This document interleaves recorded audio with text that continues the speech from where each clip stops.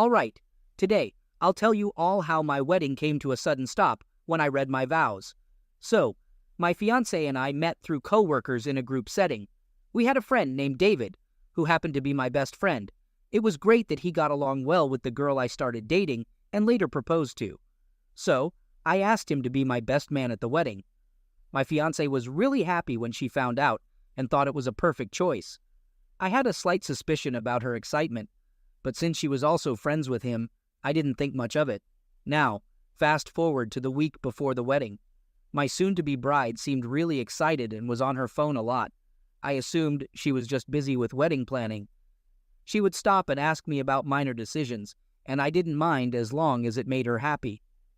But now, knowing what I know, I feel like she might have made up things to keep me from suspecting she was communicating with another man, my best man to be precise. We had our bachelor parties on the same night, which I thought was cool. However, I was really disappointed when my best man called me to say he couldn't make it to the party he had planned for me. He told me his mother was unexpectedly in the hospital and he needed to be with her. You know, I really should have given him the benefit of the doubt, right? I feel so bad now for being heartless and suspecting him. Anyway, that night I had a bunch of friends with me. We're an active bunch, so before heading to an upscale lounge downtown, we played some basketball outside and then cleaned up nicely. I was feeling like a king, and I hoped my fiancé felt the same way. It's interesting because at that point, we were already living together, but we decided to wait until after the wedding for closeness. Let me tell you, it was tougher than I expected. We took turns sleeping on the pull-out bed in the living room each night. When I got back home after the party, my fiancé was already asleep in our bed, looking like an angel who had a great time. I tucked her in, but as I glanced around, I noticed a shiny gold cufflink on the floor by the bed. It caught my attention because my woman didn't have any cufflinks, and I only had one pair that looked different from the one I found. That got me thinking, could this mean another guy was in our bedroom? I started rubbing my face and neck in frustration. It was stressing me out. And right at that moment, my fiancé's phone buzzed. It was set to vibrate, but I could hear it on the nightstand. So I took a peek at her messages, and one conversation with my best man stood out to me. All right, so the most recent text I saw from him was sent 4 hours ago at 9 p.m. As I kept scrolling up, I realized she invited him to her bachelorette party, even though that's not how things usually go. But it got worse when I saw their earlier messages. She told him that tonight was going to be their night because the next day she would be with me. He asked if he could have her again sometime, and she kind of teased him, saying he might if he tempted her enough. And then there were messages from months ago, where they went from being just friends to getting flirty. He started asking about her body, and she sent him pictures. They even made plans to hang out one day when I thought she was at work. Later, he messaged her asking if they should have done that, and she replied saying she was sure about it. In just 1 hour, I went from being happy about getting married to feeling heartbroken and wanting revenge. I took 6 screenshots of the worst messages they exchanged, and I planned to read them during the vows. It was going to be awful, just like what she did to me. I deleted all evidence of collecting those messages and then took some NyQuil to knock myself out. The next morning, she was already gone. She left me a handwritten note saying she left early to get her hair and makeup done, but I knew what was really going on. Picture this. You're all dressed up, excited for a great day, and then someone drops a bombshell, calling you a cheater in front of everyone. What a way to ruin things, right? At that moment, I was feeling bitter. I didn't miss her or want her to apologize. I was done with her because I couldn't believe how much I loved her while she had someone else on the side. I put in so much effort to look good, smelling great, and my hair was on point. Part of me felt like it was pointless, but I convinced myself it was still worth it. I thought about telling my dad what I had planned to do, but I didn't want him to talk me out of it or warn others. Just then, my best friend texted me, asking if I was heading to the venue. When I got there, he greeted me outside, looking all sharp. But I had one thing on my mind: cufflinks. As a bit of a gamble, I pretended to notice he was missing one, even though I couldn't really tell. He was taken aback, and I could see he felt embarrassed. He said he must have lost it somewhere, that it got caught on something. I asked to take a close look at the one he had, in case I somehow found its match. His heart was pounding, and he was sweating like crazy. It was so entertaining to see him like that, but I acted clueless about it all. So he showed me the cufflink, and guess what? It was an exact match to the one I had in my pocket. In that moment, I looked at him dead serious for a few painful seconds. I was trying my best not to scream or punch him. He could tell something was up and asked if I was all right. I snapped out of it and put on a fake smile, telling him that everything was fine because, hey, I was getting married today, right? Then I smacked him hard on the back, making him jump a bit. After some mind-numbing mingling and the grand procession, I walked into the venue, but I couldn't help but think that I never wanted a traditional wedding again. It all felt so dumb and meaningless. And just when my almost wife walked down the aisle, looking stunning as ever, all those memories of how we met and our time together flooded my mind. It was so damn unfair, and I couldn't hold back my tears. People around me noticed that these weren't happy tears. I was devastated. I managed to keep it together until the celebrant asked if I wanted to read my vows. That was the moment. I started reading messages between James and my fiancée, mentioning the date and time of each one. At first, people were probably wondering what I was up to, but as they listened, they realized these were flirty messages, not something they'd be proud of. Things got pretty awkward as they started to fidget uncomfortably and look around, realizing that everyone in the building was staring at them. My bride asked what I was doing and what I was reading on my phone. When I got another text, she told me to stop, but then I went ahead and read those really inappropriate messages out loud.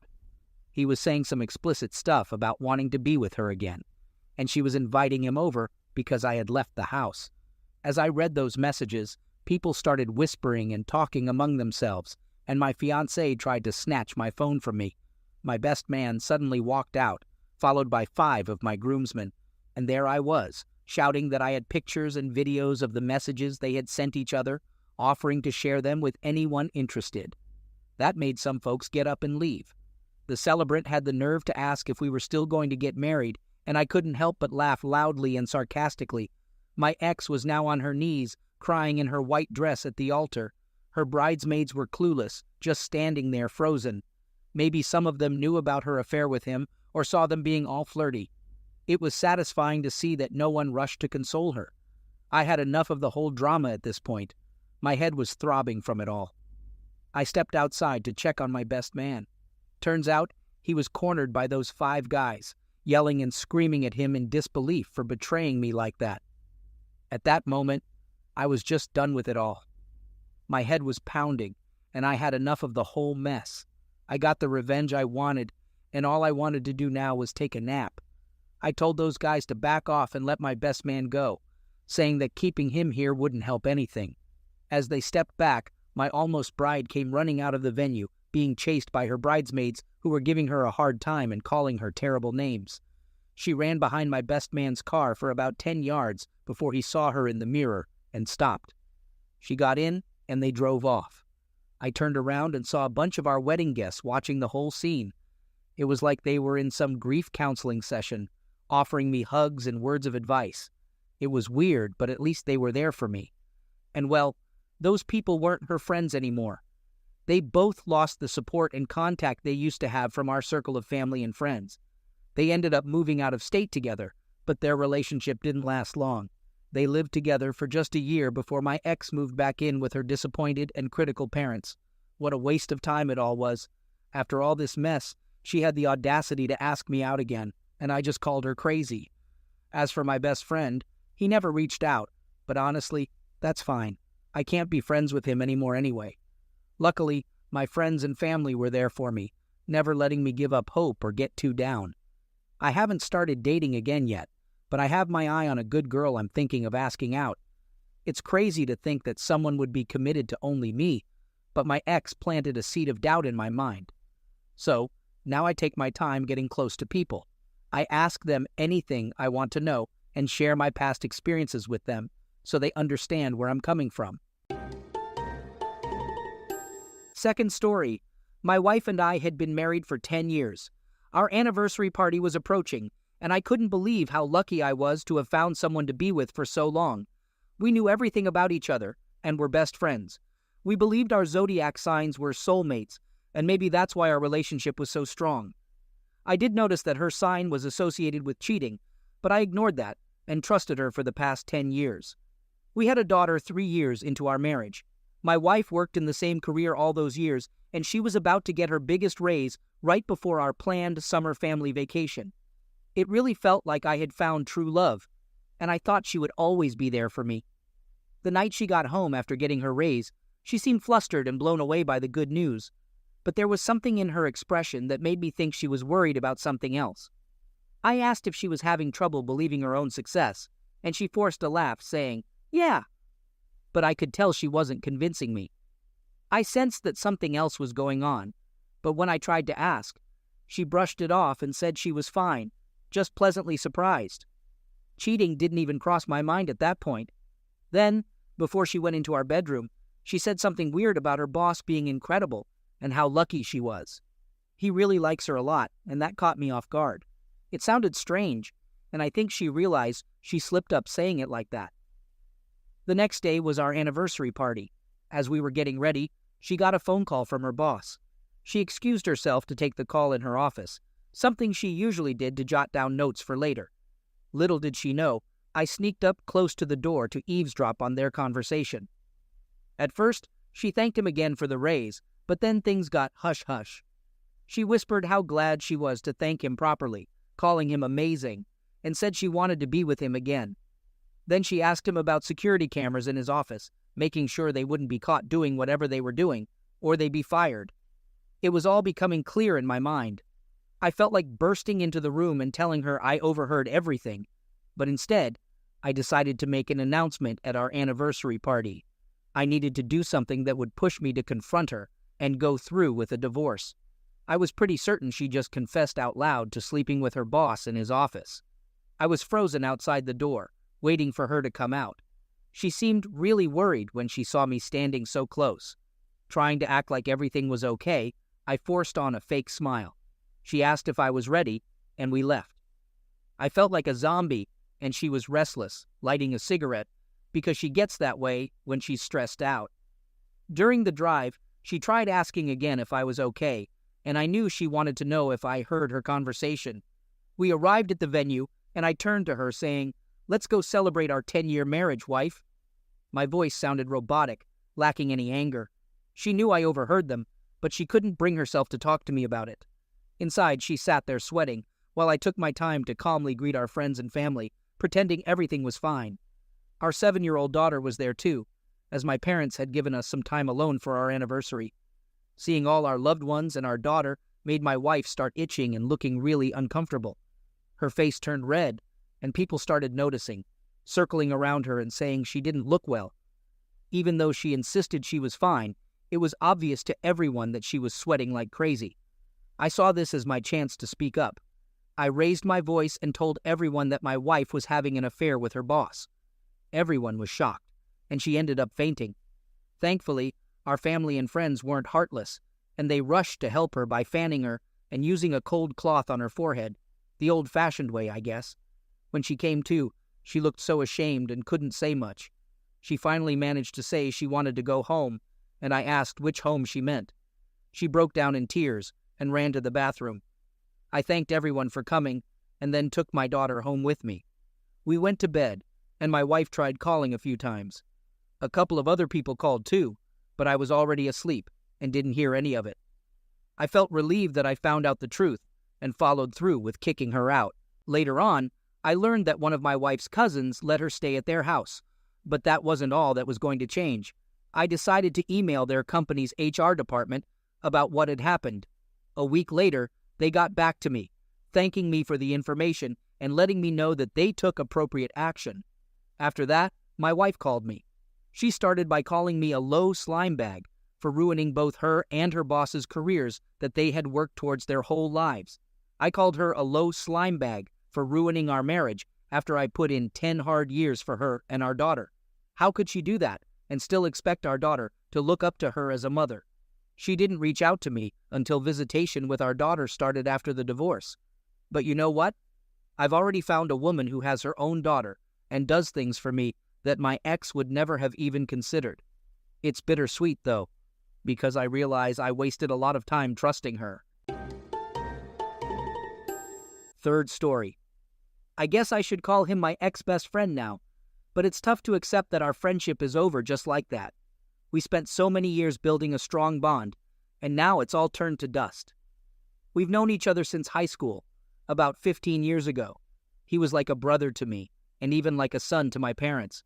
We practically lived at each other's houses back then, and our families were really close. We went on trips together and had so many memorable experiences. He was the best man at my wedding, and I was supposed to be his best man at his wedding too. We've been through a lot together, helping each other out in tough times, and having deep conversations about life, love, and everything else. He was always there for me when I needed him, giving me solid advice and being a true friend. It's hard to put into words how much it hurts to lose him because he was such a significant part of my life. Losing him might be just as painful as losing my wife. It's a huge blow to lose someone who was always there for me and who I considered a true friend, only to find out he betrayed me like this. I've been married to my wife for almost 5 years, but we've been together for 7. I still remember the day we first met. It was love at first sight. She was absolutely stunning with her piercing blue eyes and infectious laugh. I was surprised when she agreed to go out with me because I thought she was out of my league. But as we got to know each other, I fell even more in love with her. She had this incredible passion for life and helping others. Her kindness and warmth towards everyone just made me love her even more. Being married to her was amazing, and I always felt like our marriage was more than just good. It was great. I made sure not to let myself go as a husband. I took care of myself and ate well. I never forgot our anniversaries and special dates. When she spoke to me, I genuinely listened and paid attention. I took a real interest in her life because she was important to me. But at the same time, I gave her space and didn't become too needy or clingy. I pulled my weight around the house, cleaning just as much as she did. Our bed life seemed great too, as far as I could tell. I loved her and cared for her the way a husband should, always showing her how much she was appreciated. I even made an effort to keep dating her after we got married. I can honestly say I never took her for granted. But despite all of that, I still find myself wondering what went wrong. I've asked myself over and over if there was something else I could have done. Did I do too much? Did she think I was a pushover? Did she lose respect for me? It's hard to figure out what happened. I'm not saying our marriage was flawless. We did have arguments, but they were never serious ones. The trouble began when my best friend broke up with his girlfriend. He took it pretty hard and was feeling upset. I talked to him about it, but then my wife asked if I'd mind if she went out for a coffee with him to talk and give him a woman's perspective. I told her it was okay with me. After all, she and my best friend were also friends. We used to do couples trips with him and his girlfriend, and they'd hung out together a lot because he was always around me. At that time, I didn't think anything of it because their friendship seemed totally appropriate. I do remember him complimenting my wife's looks when we first started dating and got married, but it was nothing more than that. There were no inappropriate jokes or anything like that. My wife might have said he was good-looking at some point, but it didn't raise any red flags for me. Even now, when I think about it, I still don't see any signs that they could be more than friends. When my wife returned from the coffee meeting, she seemed a bit off. She was really angry with his ex and said he deserved better. I tried to console her, saying he's young and will heal with time, but she seemed really upset by that. She insisted he needed time, and any girl who ends up with him would be really lucky, and his ex was foolish for leaving him. I might not remember every detail of that conversation, but the main idea was that my wife was being vague and not giving many specifics. However, it didn't seem strange to me back then. I thought she was just being protective of my friend, which is how I would have acted as well since he's my buddy. After that night, my wife's behavior started getting odd. She wasn't doing anything overtly suspicious, but she became vague about her plans. When she said she was going to see a friend or run an errand, she wouldn't provide many details. I'm not a controlling person, and she had never given me a reason to doubt her, so I didn't make a big deal out of it. At the time, it didn't strike me as strange. My friend was acting weird too, but I attributed it to his recent breakup and feeling down. I would invite him to hang out, but he kept turning me down, which was unusual. He never gave a specific reason, just said he was busy. I saw less and less of him, and when we did meet, he seemed different. It's hard to describe, but he didn't seem as comfortable as before. One day, he messaged me asking to visit his house, saying he needed to talk and get some things off his chest. I went over there without suspecting anything. I knocked on the door and he answered. I tried to make some light conversation and jokes, but he completely ignored me. He then asked me to go into the living room, and there I found my wife sitting on his couch. At that moment, I may not have fully realized what was going on, but a sense of dread started creeping over me. As soon as I walked in, she started crying, and he wasted no time telling me that there was no easy way to say it. They were in love and wanted to be together. I was completely shocked and felt like I wasn't even present in that moment. When I finally started to gather myself, they both tried to apologize, saying they still loved me and regretted what happened. They insisted it was an emotional affair that just happened, not something they planned. They knew they were wrong, but their feelings for each other couldn't be ignored. They promised nothing physical had occurred between them. I don't know if that's true or not, and honestly, I'm not sure it even matters anymore. And that's where we stand now. Since that day, I've received numerous texts from both of them, filled with apologies. My wife has been asking if I'm okay and assuring me that she still cares for me. But I mostly ignore those messages now, and they've become less frequent. She decided to move out of our house, and I didn't bother asking where she was going. Later, a friend of mine revealed that she moved in with my former friend as soon as she left. That was just a few months ago. A few days back, she stopped by the house to pick up some things. I tried to avoid her, but she asked if she could talk to me for a moment. She then told me that she and my former friend are trying to have a baby together. She wanted to give me a heads up so we can handle it as we go through our divorce. She felt it was important to tell me herself because I deserved to know. It really hurt to hear how quickly she's moving on. We had plans to have kids together, but she wanted to wait until she turned 30. Now he's going to be the one to father her children, and I have to witness it. I'm here seeking any advice you can give me. I don't know how to cope with her getting pregnant. I feel like it'll be a constant source of pain once it happens, and I'm so jealous of him because he's living the life I wanted with her. I also know that her pregnancy means it's really the end for us. There won't be any chance of reconciling after that. I've thought about suggesting counseling, but I doubt she'd be interested since she's set on being with him. I also don't know how to process all of this. I can't wrap my head around how they both did this, or how I didn't see it coming. I don't understand why she left when we seemed happy. It's making me question everything. If you can't trust your wife and best friend, and even a marriage that you worked hard on doesn't last, it feels like nothing is real, and life is just a big lie. Life can be so unfair sometimes. The past few days have surprisingly been better for me since my wife left. I'm starting to think about what the future holds. I don't have much of an update, but I wanted to keep you all informed about a few things. I've decided to reach out to my former friend's ex and hear her side of the breakup. Maybe I'll find out something useful, maybe not, but I feel like I should try. I talked to one attorney, but I need to get serious about finding a good lawyer. Next week, I'll start searching more actively. Thankfully, my friends and family have given me some recommendations to consider.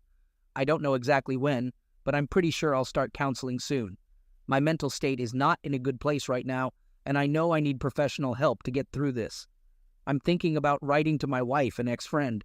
Some of you asked why I didn't confront him when they told me about their affair.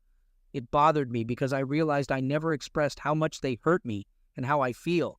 They need to know even if they don't care. Many of you gave suggestions on how to cope with the situation. I'm going to make some changes around the house to create a more comfortable environment until I can move out. I'll also keep myself busy, but the hardest part so far has been the nights when I'm alone and everything gets quiet, like right now. Update. A lot of you suggested that I should contact my ex-friend's ex-girlfriend, let's call her EF for convenience, to see if she knew anything about his affair with my wife. I did reach out to her, but she confirmed EF's story about the reasons for their breakup. I asked if she noticed anything strange or had any suspicions of him being involved with another woman before they split, and she said she had no reason to suspect anything. I believe her because she seemed genuinely shocked that they ended up together, and I don't think she has any reason to lie to me. In my previous post, I mentioned writing a letter to my EF and wife for closure. Many of you advised against it, and I decided to follow that advice. I wrote the letter for myself, but I didn't send it. I think you guys were right that they wouldn't care anyway, so there was no point in sending it.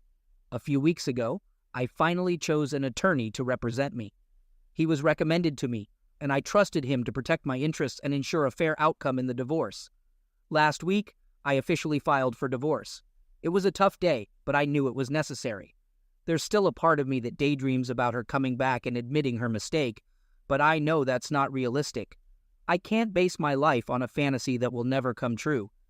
I felt a bit better leading up to filing for divorce, but the actual filing took away that boost, and I've been feeling more depressed again. I considered personal counseling as you guys suggested, but I decided it's not the best time for it. Luckily, I started a new project at work, and with the changes I've made in my life, I've been keeping busy, which helps. It might sound crazy, but there's a part of me that doesn't really want to feel better. I feel like this sadness is natural when a marriage is ending. Regarding the alienation of affection suit, I decided not to pursue it. Even though many of you wanted me to, my attorney explained it wouldn't be easy, and there are no guarantees. Besides, I don't care about the money. Even if I won, it wouldn't change anything. My main goal now is to wrap this up as soon as possible so I can move away and start over. The only other interesting thing is that after my wife got her papers, she contacted me asking to meet and talk. I haven't responded, and I'm not sure if I will. I don't think there's anything left for us to say to each other, and I doubt there's anything she could tell me that I want to hear. In terms of what I've been up to, I've been running more, doing some reading, trying out yoga and meditation. Yoga was cool, but meditation wasn't really my thing. Work has kept me busy, which is a good distraction. I considered learning French, but for now, I'll put that on hold as I have other hobby projects going on. I picked up fishing again too. I'm just trying to stay occupied so I don't have too much alone time with my mind wandering. Regarding changes around the house, I got rid of lots of trinkets that reminded me of my wife. I got a body pillow for my bed, which surprisingly helped me relax more. I'm still in the guest room, but I might move back to the master bedroom soon. It doesn't make much difference at this point though, as I'm still having trouble sleeping. That's pretty much it. I've been reading more about failed relationships and got some good advice from recommended sites and a YouTube video. The guy in the video said that if someone moves on quickly after the breakup, they probably weren't the right one for you. It made me rethink how I saw my wife. I used to think she was the one, but maybe she wasn't if she could do all this. He also had some great insights about memories and accepting when someone you cared about becomes just a memory. That's all for now. It's not the happiest or most eventful update, but that's life, I guess.